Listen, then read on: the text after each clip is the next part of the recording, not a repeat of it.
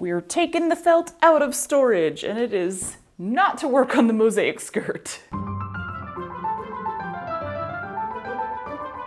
I really want to make some felt food. Food made out of felt. Would you care to join me? You don't have to. Nobody's twisting your arm. There's fur in my coffee. When is there not? I've been seeing a lot of felt food and felt animals on Instagram lately, and by a lot, I mean not really that much at all, just more than normal, because the normal is 0. And yeah, this came on me pretty fast. This was like didn't even make it onto my project list kind of project, because I was just like, yep, I want to do that.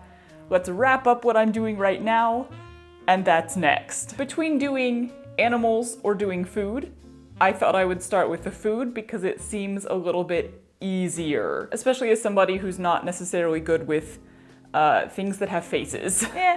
That's not really true. I think I could do some animals too, because like they're cartoony and they're felt and they're cute. Whatever, we're going with food, because food sounded like a lot of fun and cute and whimsical and just like a fun little project, y'all. Sometimes we just need to do some fun, little, adorable, distracting projects, yeah? And this is a great one because it's something that I already have everything I need. I don't have to go get anything. I've got a giant stack of felt for reasons. I have a whole thing of embroidery floss for other reasons. I have needles, I have scissors. This is a bunch of yarn scraps that I think will work great as stuffing. I do have some regular stuffing as well, but yarn scraps, cord scraps, felt scraps also. These are the felt scraps from the mosaic skirt. Those also make great stuffing. So like, we don't even need the stuffing. We got stuff. And then I just need my brain and probably a little bit of inspiration from online. That's at my fingertips too, huzzah. So let's just dive in and give it a try and have a little bit of joyful, relaxing, creative fun. First though, I have to show you my newest mug. This was a gift from a viewer. Thank you, Clara. I believe she said it was made by Weenie's Plants and Pots, an artist who normally makes dachshund-themed pieces, but she asked if they could make one that looks like Link, and they did, and it's so freaking cute. I love it. First thing that immediately came to mind for me is a slice of watermelon, like the triangular kind of slice. How big do we want to go here? I'm not at all gonna stick with this for all the types of food I make, but I feel like this could almost be life size. Time for how much can we wing it? No patterns, no math, no planning. Yeah, I'm happy with that. So we would need 2 triangles, 2 red side pieces, a top and bottom white piece, and 2 little side white pieces. Same thing, a little bit smaller in the green, and then a green side piece with light green little markings over it.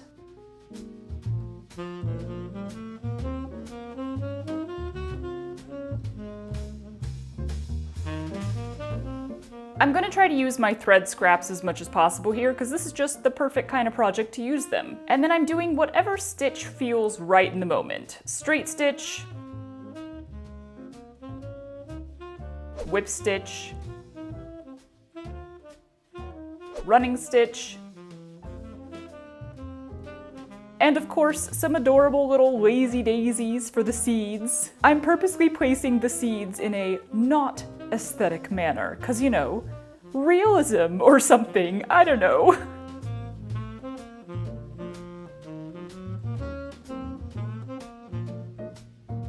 Then 'twas time to stitch the whole thing together, and I was a little unsure of how to start. So in the end, I just did some like really tight stitches at the base of all the pieces. This actually probably made it a little more difficult in the long run, but it helped my brain process what the crap was going on. From there, I could start doing a blanket stitch around all of the edges to give them sort of a pretty good right angle.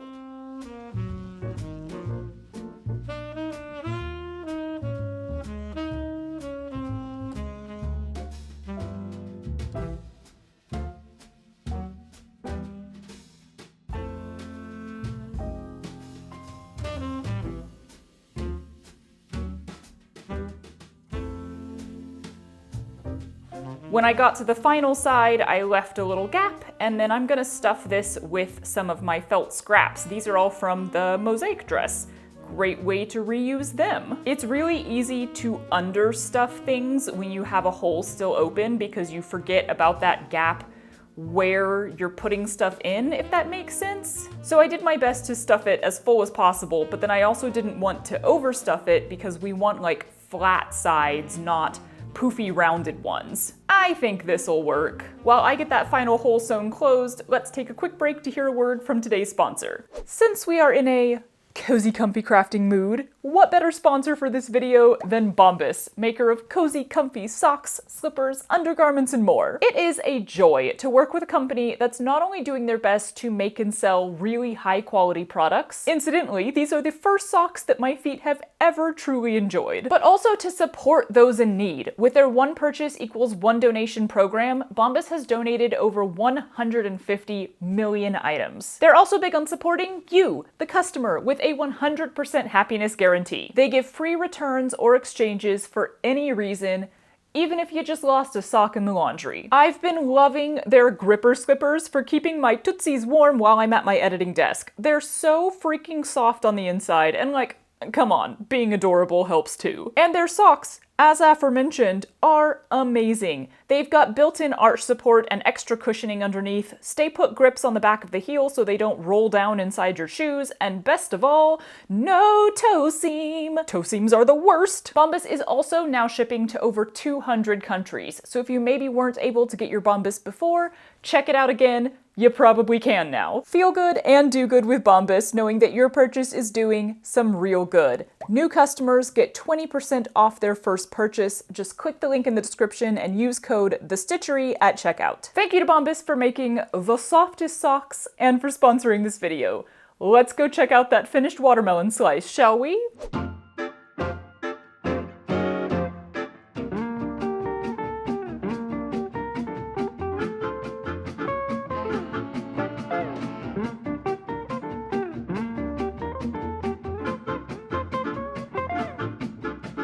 Y'all, it's so cute. I really like it. I think I could have put a little bit more stuffing in it. I'm telling you, y'all, it is really hard to stuff things as full as you actually need to stuff them. But it's okay because the felt scraps are not as like squishy and compressible as, you know, polyfill or something. So I think it works. I'm so happy with that. This was a good first shape to do. I feel like it wasn't too complex while still being a little bit of a challenge. And speaking of challenges, I did not set out for this to be like a, let's find a way to not look at your phone for a couple hours kind of project, but y'all, I didn't look at my phone once, like didn't even pick it up over here. It buzzed a few times and I didn't look at the notification. I was all in on making this slice of watermelon, and it was so pleasant and enjoyable. I wasn't even watching TV, listening to a podcast, listening to music. I just had the door open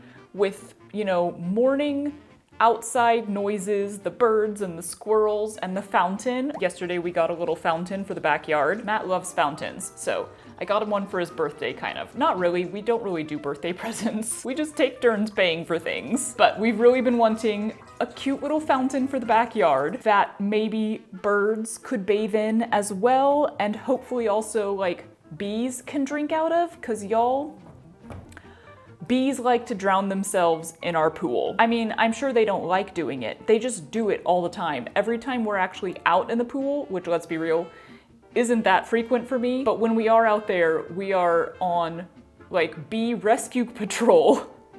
And every single time we rescue at least one, if not like 3, during the time that we're out there, because they'll just like, I think they're trying to get a drink of water and it's too big of an area or something, or they miscalculate and then their wings are wet and then they can't get out, so we go and scoop them out and save them and put them in the sun to dry. But we were hoping that if we have something that's like a shallower bit of water somewhere in the backyard, that maybe they'll go drink water out of that instead of dying in our pool. Save the bees by putting fountains in your yard, I guess. Anyway, there's a squirrel out there right now and I am hardcore squirreling What you doing there, sir? Oh, he's getting in my bird feeder. They're so acrobatic, it's hilarious. Okay, I need to go eat some real food before we make some more felt food because I'm hungry.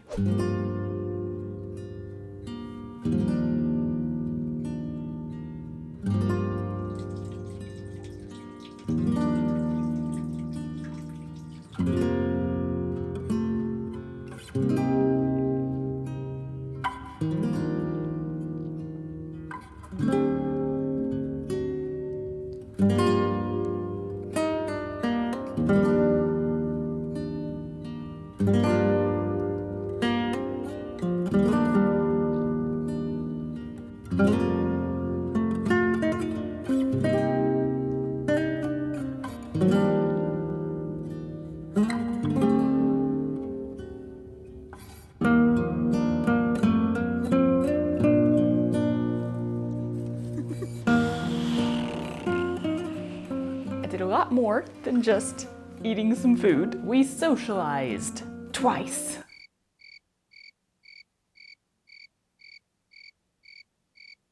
So felt food, we're gonna go same style of shape, totally different food, because I want to make a piece of pie. I'm just debating what kind of pie. Ooh, I could use this color actually. Let's just make a cherry pie. I want to do something where I can do like the lattice work pie crust on top. I'm gonna go with a fairly dark crust because I think you should cook a pie until it has a fairly dark crust. Once again, should I just wing it on the first piece?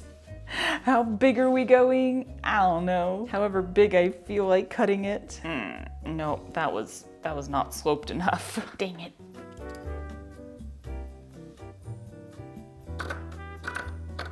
Okay, that's better. I'm okay with that. So then we would need a back crust, a tubular top crust, overhang crust, whatever you want to call it. We would need 2 sides and a top of the filling, and then we would need some top lattice work. I just went ahead and whip stitched around the lattice on the edges because I don't want to sew it down in the middle. I want it to look like it's raised and separated, you know? So now I want to figure out my little top crust wavy bit. I was thinking I can make a tube and actually put it around a piece of cord rather than trying to stuff a tiny little tube. This seems easier. And I have such a long piece right here because I want to try to like waver it. Why am I blanking on the word? There's a word for what you do. You crimp the edge of a pie crust. I want to see if I can sew it on like that, so then I don't know how long I'll need it to be. And then I made little circles to go on the end. I don't know if I'll do this. I might just like pucker the ends closed, but doing like a clean little cap on the ends seemed like it would be more realistic. I love trying to make certain little details realistic on a piece of felt food. I think this is a variation of a ladder stitch I'm using. I don't think this is officially a ladder stitch because you do that like parallel lines back and forth, whereas I'm doing like a diagonal hatching back and forth. I don't know, but this is a good way to get like your 2 edges to meet. And then I just need to like secure it kind of like that. I'm not sure if maybe it'll like distort everything else and that's why people don't do that. But you know, we'll give it a try. I think this is long enough. We'll see if I can get one of the caps on here. Tiny things. Can I just pin it in place? Maybe. Oh yeah, okay, that helps.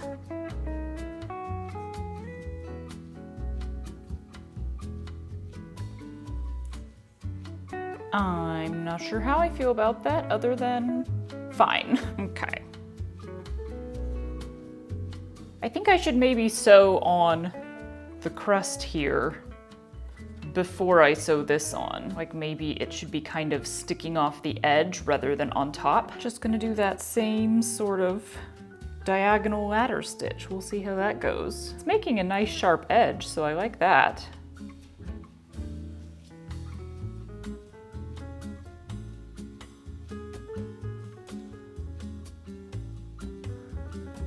Yeah, so now I can put this like right on the edge, I think. Maybe? Give me a second to figure this out. In the end, I just tacked a few places down, then started sewing the whole thing together in hopes that once there's some structure to it, I can then tack the crimped crust on better. I'm sticking with the diagonal ladder stitch thing on this whole piece because I'm really enjoying how that pulls the edges together.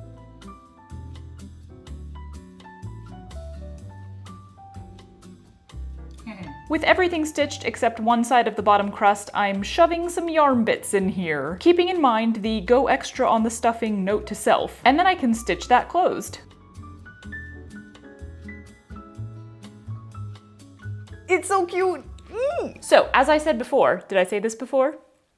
I don't remember. I might have. Well, I'm gonna say it now! I saw a video, and if I can find it again, I will show it / link it, of somebody making like a little whipped cream thing out of felt. And I'm gonna see if I remember what it is I saw. I think I do. So I'm pretty sure she started with a circle and then basically cut slits in it, I'm gonna say like 8 times, but not going all the way to the center. So I'm gonna leave like an inch on the center, in the center, and then on the same side of each little petal, they curved it. So we have this little flower shape. I need floss. That's creamy white. Let me give you a close-up in case I do this right, which is a gamble. I might not. On the pointed side, we go through with the needle. I'm gonna go this way. I don't know which way is correct, but I'm gonna do it this way. I think you just keep doing that. Oh goodness.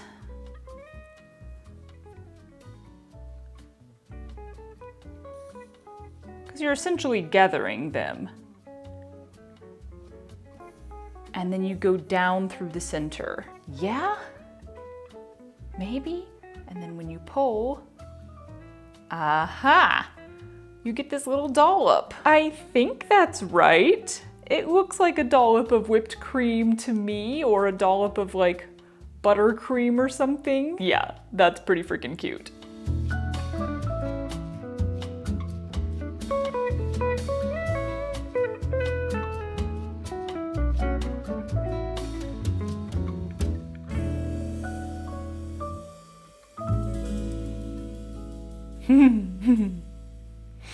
Bye. All right, we got watermelon, we got pie. Can you guess what I'm gonna make next? I don't know, maybe you can. I'm thinking baguette, since we're already in the baking zone. This just feels like it would be really easy. This is giving me a reason to use all of my brown felt. I like this method I have now of just winging it on the first shape and then copying from there. We are going with a long,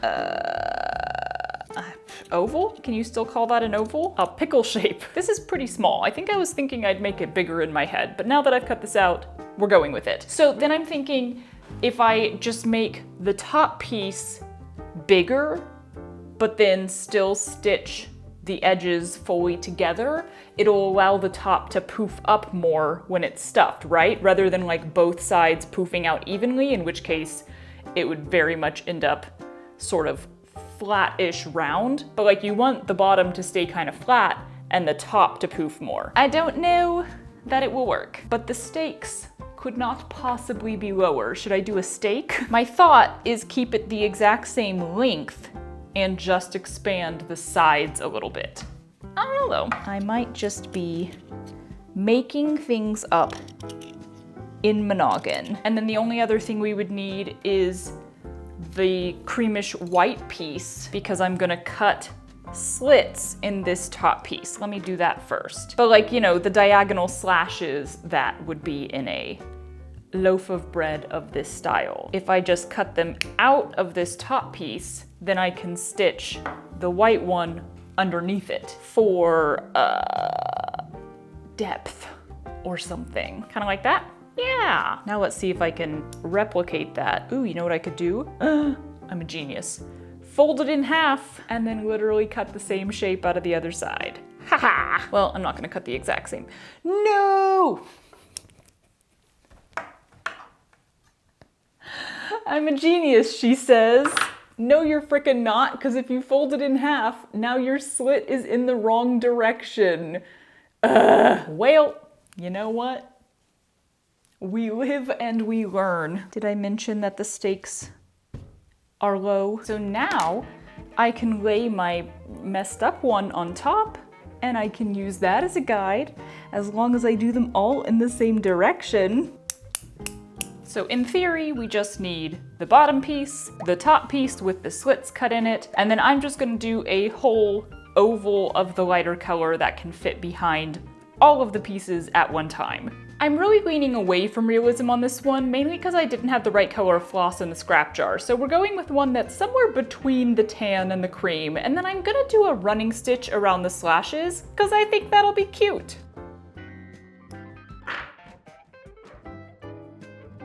Now here's a question for you. If a bigger oval has a larger circumference, which my limited knowledge of math tells me is so, then how do you stitch that whole edge to a smaller oval with, theoretically, or not theoretically, a smaller circumference? The only answer I can really provide here is not like that. Yeah, started with a whip stitch coming from one end, and it clearly wasn't working, but here's the thing. I switched to my new favorite, the diagonal ladder stitch thing, which actually might just be a regular ladder stitch now that I think about it. And I started from the middle of the side rather than from an end, and yeah, it just worked. Magic, y'all, bready magic. Stuffed this guy harder than ever before. Why does that automatically sound horribly inappropriate? And then closed him up and ta-da!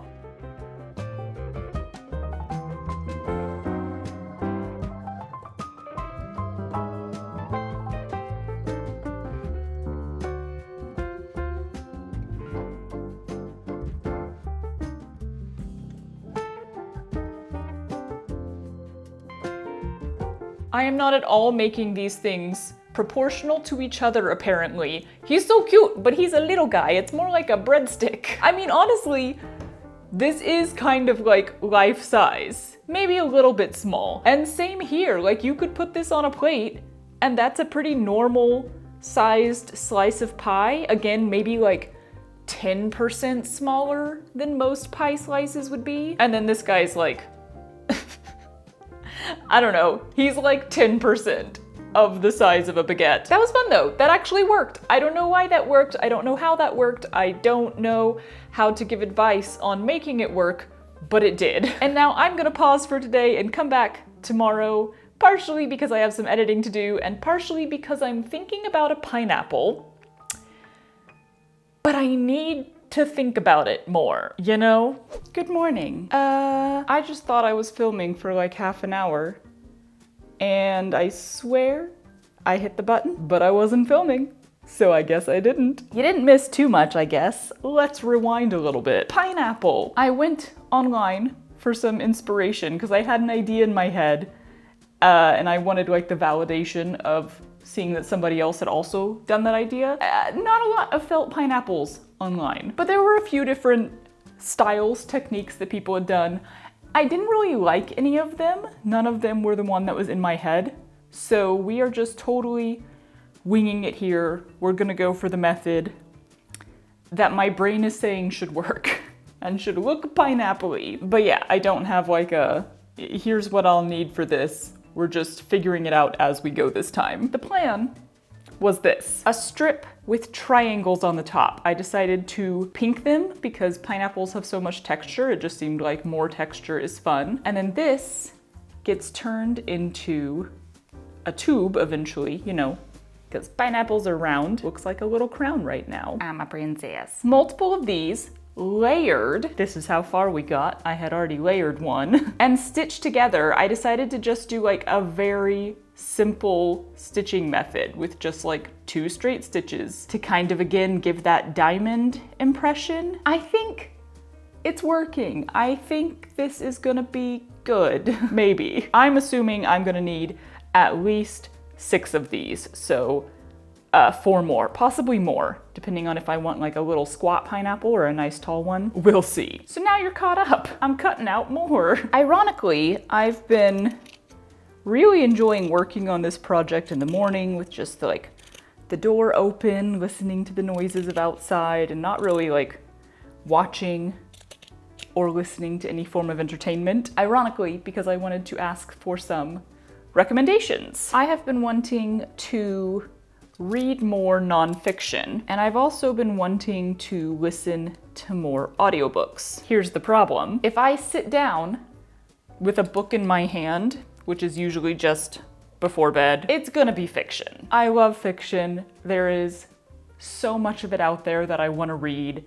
I just have trouble convincing my brain to devote book in hand time to something that's not one of those great stories that's on my list. Problem with audiobooks, I can't do fictional audiobooks.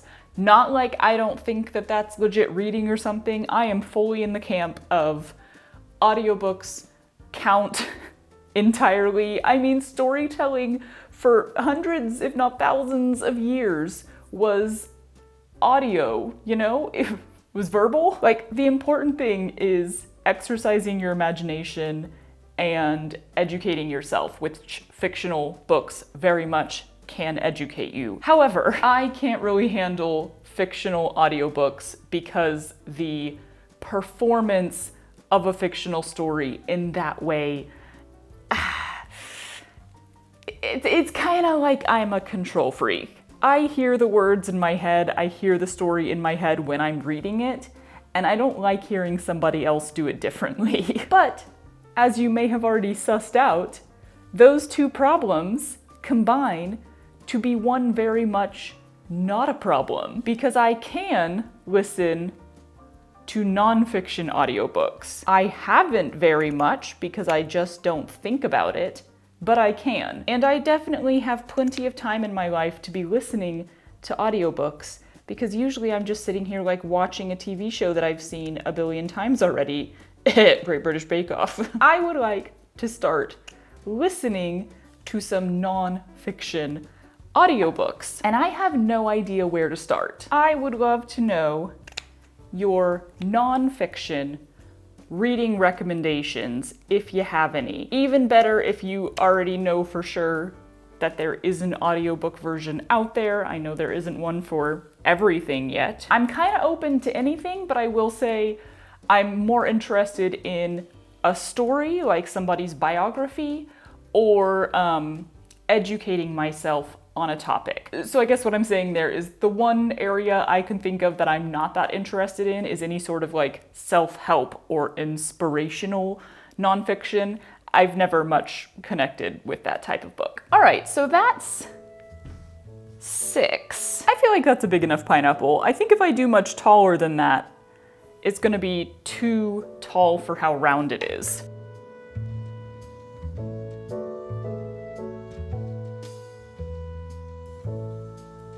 For the top section of the pineapple, I just did a straight rectangle, and then once that was all stitched together, I folded right side to right side and whip stitched that edge together really tightly. Turned it right side out, and we have a very pineapple-y looking tube, huzzah! For the bottom, I cut out a circle a little bit smaller than the circumference of the tube, and then ran a gathering stitch near that bottom edge to cinch it in a little. I then tacked down 4 equal points, turning the tube inside out again, because that was easier, before whipping the whole circle down. That's looking pretty solid, so I did some gathering stitch around the top, and now we need leaves, and therefore some green felt. I just started cutting out separate leaves, winging it on the size, because it doesn't matter too much, but then I remembered this technique I saw somewhere in some context, Lord knows at this point. You do a bunch of leaves or grass or whatever all connected at the bottom, and then you can roll that up and you get this great little tube of greenery. I stitched that together and added the separate leaves on the outside, then it was time to stuff this pineapple. I was a little worried that you'd be able to see the random colors of yarn scraps through the yellow felt, but it just gave it like an overall slightly darker shade, so we're all good. Once it was thoroughly filled, I could pull those gathering stitches tight around my tube of leaves and then stitch it down all the way around, removing the gathering thread once I was done.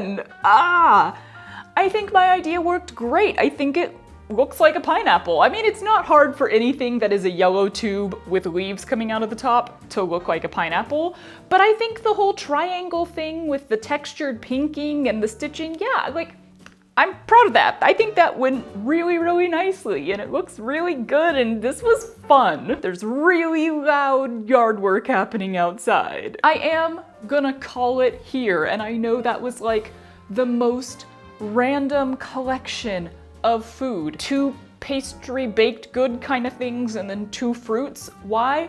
I don't know, I just made whatever I felt like. Honestly, there's more. I was thinking about strawberries, I was thinking about like half a grapefruit or other kind of citrus fruits would be a lot of fun. I was thinking about a croissant. So there's definitely a lot more I could make, but I think we're good for now. We're good for this video. I have fed my desire, pun not intended, but now intended, fed my desire to make felt food. And I guess I'm just gonna start a little collection. Next time I feel like doing more, I'll do more. Give me your suggestions. What do you think would be fun to make out of felt? The whipped cream was so fun to make.